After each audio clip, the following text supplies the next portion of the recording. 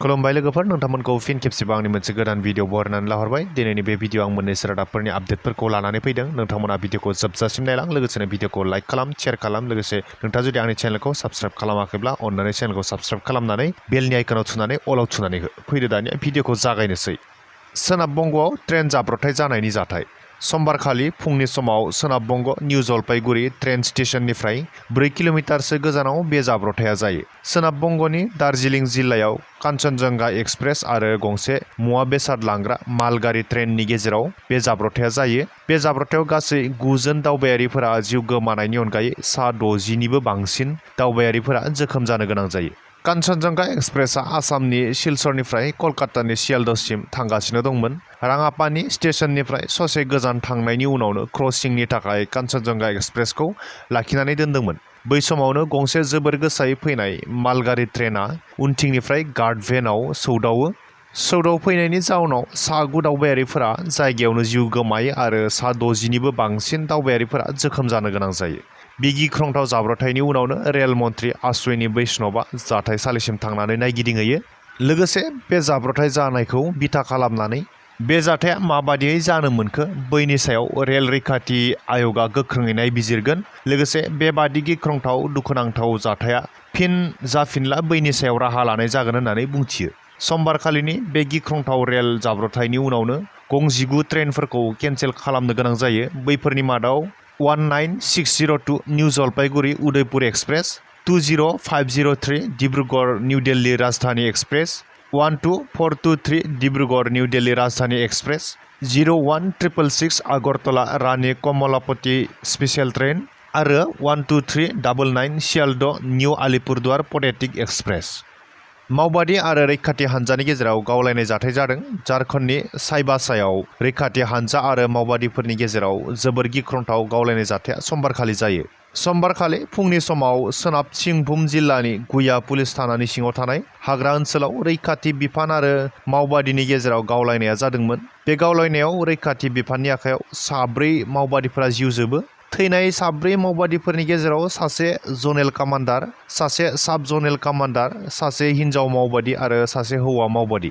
बिसोरजोंनो लोगोसे 2 मावबादिफोरा जोखोम जानो गोनां जानायनि खौरांखौ मोन्दों। बिसोरनि सासेया एरिया कामान्डार आरो सासेया हिनजाव मावबादि।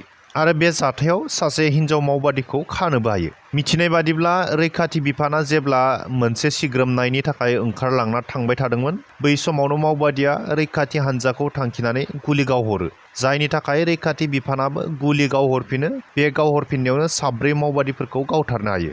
मणिपुरनि सेक्रेटारियेट, पुलिस हेडक्वार्टार आरो मणिपुरनि चिफ मिनिस्टार एन बीरेन सिंहनि न'नि खाथियावनो गिख्रंथाव अर नांदों। गंसे बिल्डिंआव बे अर नांनाय जाथाया जादों। अर नांनाय जाथाया चिफ मिनिस्टार एन बीरेन सिंहनि सरकारि थाग्रा खुलिनि खाथियावनो जादों।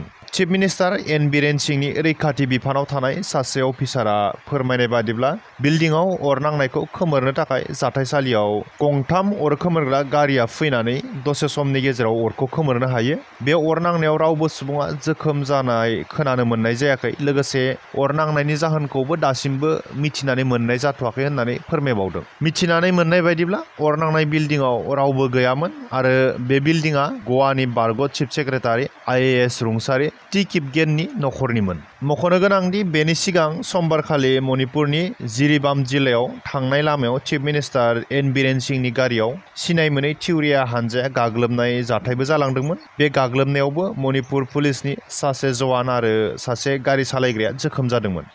उन्दै बैसोआव हाबा एबा जुलि जानाय होनाया समाजनि बेरेखा खामानि आरो बे समाजाव मोनसे बेराम बायदि। उन्दै बैसोआव हाबा होनाय बायदि समाज बेरेखा खामानिखौ फोजोबनो बायदिसिना समाव सांग्रांथि खालामबोबाय थादोंब्लाबो फोजोबनो हानाय जायाखै। बे बाराव सासे 12 बोसोर बैसोनि उन्दै हिनजावसाखौ हाबा हरनो नागिरनायनिफ्राय पुलिस बिफाना रैखा खालामनो हायो।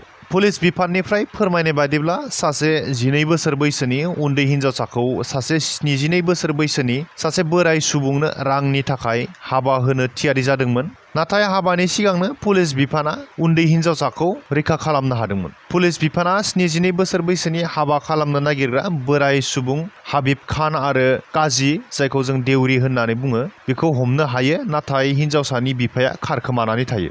पुलिस बिफाना हिन्जावसानि बिफा हाबा खालामग्रा 72 बोसोर बैसोनि हौवा गोदान आरो काजीनि हेंथायै उन्दै बैसोआव हाबा खालामनाय आयेनखौ बिथा खालामनानै केस थिसननाय जाबाय। मख'नो गोनांदि बे जाथाया पाकिस्तानाव जादों। गासै 50 लाख पाकिस्तानी रां लानानै 12 बोसोर बैसोनि हिन्जावसाखौ हाबा हरनो थाखाय थियारि जादोंमोन होननानै मिथिनानै मोननाय जादों। फ्रेन्ड्स, दिनैनि बे रादाबनि आपडेटखौ आं बेखिनियावनो फोजोबथ'नाय जाबाय। गोजोन्थों।